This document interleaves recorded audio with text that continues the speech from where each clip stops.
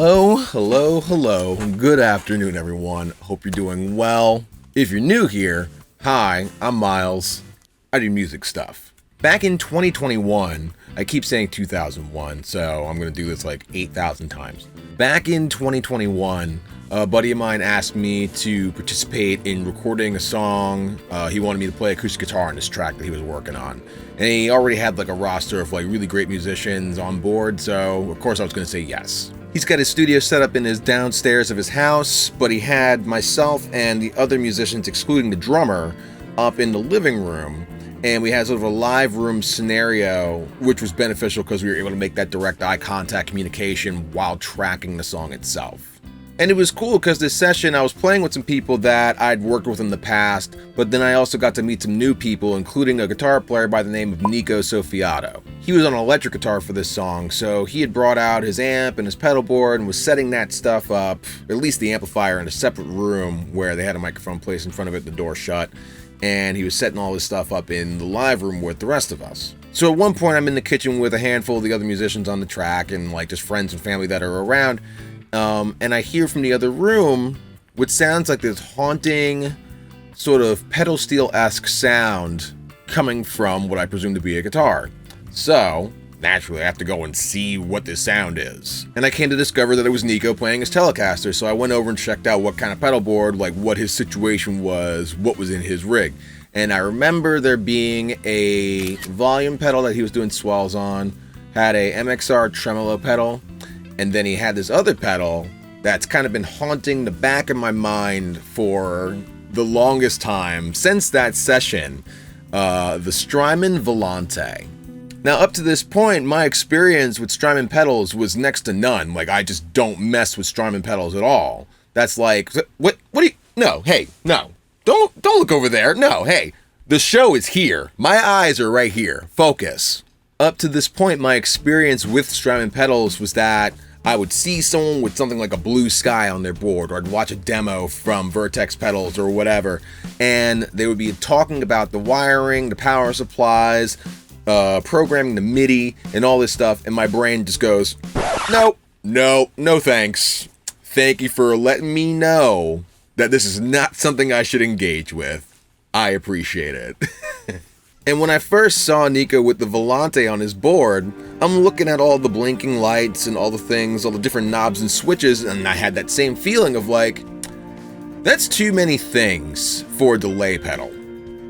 Seems like it shouldn't be that complicated. And so because of that initial interaction, I kind of walked away from it, taking the idea of the Volante and just kind of putting it back in its own personal file in the back of my mind, right next to the idea of me finally going out and buying myself a pedal steel and learning how to play that. But then fast forward to recently, when there was a night that I was sitting on the couch doing the musician thing and not practicing, but rather perusing reverb.com, I came across the Volante and I added it to my watch list.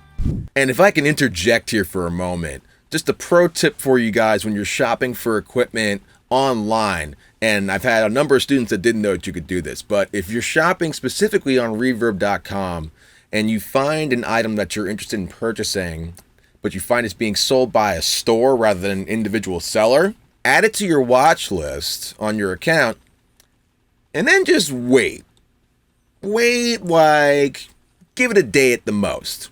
Because what's going to happen is that 95% of the time, that store is looking to just get rid of their inventory and just complete the sale. So they're going to send you an offer for a discounted price on that item, and you'll be paying less in the end than you would be otherwise. And you'll still probably get like free shipping or 2-day free shipping. No one can guarantee that something's going to get there in 48 hours, but I digress. Long story short, I had the means at the time that the offer was presented to me, so I went ahead and I bought it. I have a Volante now. So let's talk about it. Let's talk about some of its features and just pick things apart a little bit. Here we go.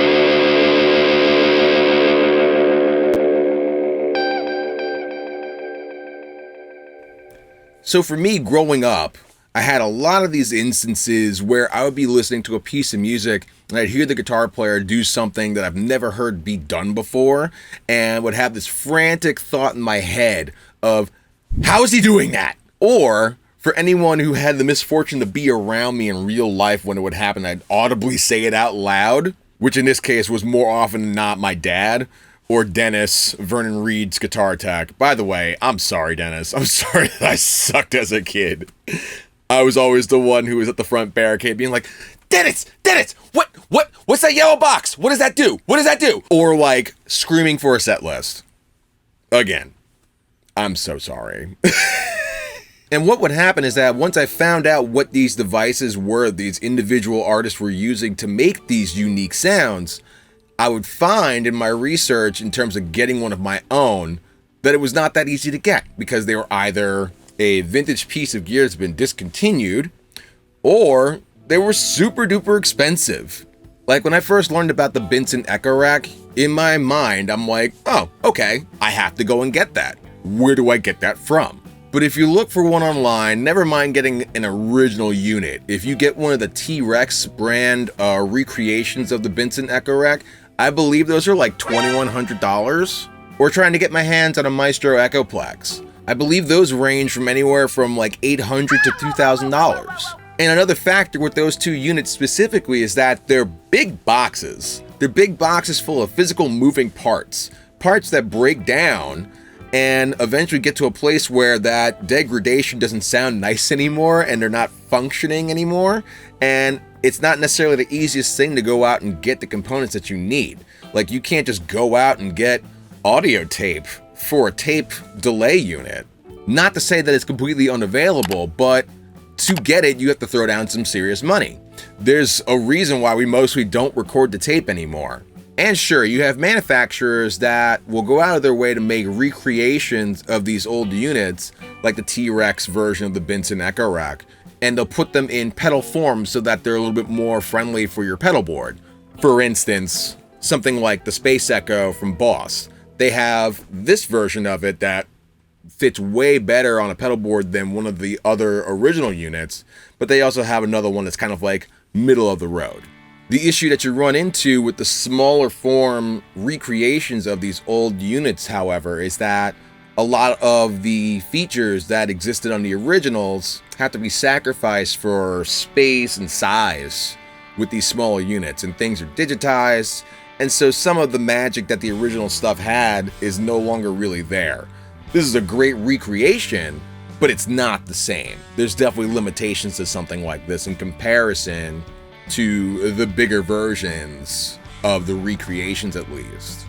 And if you decide you want to go the route of getting one of the devices from the company T-Rex, like the Replicator tape delay or the aforementioned Benson Echo Rack, those still cost a lot. It's a lot of money and they're still big. And so this is where the Volante really sort of bridges the gap between those vintage units and having something that is mostly pedal board friendly. It's still big, but because there's a lot of features involved and a lot of different variations of just delay in general inside this one enclosure. And yeah, the Volante has been on the market for a couple of years now, and there's other demo videos out there in the world that I encourage you to go and check out. But like I said previously, I was slow to adapt to anything from Strymon because of the price point and then just the assumed complexity attached to each of their products. But once I got my hands on this thing, and then I also read the manual, I came to find that while there is a vast number of features and variations of those individual features that are in the pedal available to you, general functionality as far as just using it as a delay unit is pretty straightforward. If you're the type of person who not only appreciates using physical effects that you could put on a pedal board or even use in a studio environment, but also appreciates having access to these classic, unique sounds without having to settle for the vintage technology that isn't necessarily as durable as you would need it to be in a modern world, then I would highly encourage anyone to go out and check out the Echo Rec or similar effects to it. I know that most of the features that this pedal and other pedals have available are also available in software form, in the form of plugins and stuff like that. But I don't think I'll ever be ready to be that guy who shows up to a gig with a laptop and audio interface and like has to have a powwow with the sound guy explaining how everything's going to get routed direct through the PA in order to play a set. My brain doesn't function that way. I have trust issues. Let's just say it out loud. I don't trust other people. I don't trust technology. I've had mishaps in the past.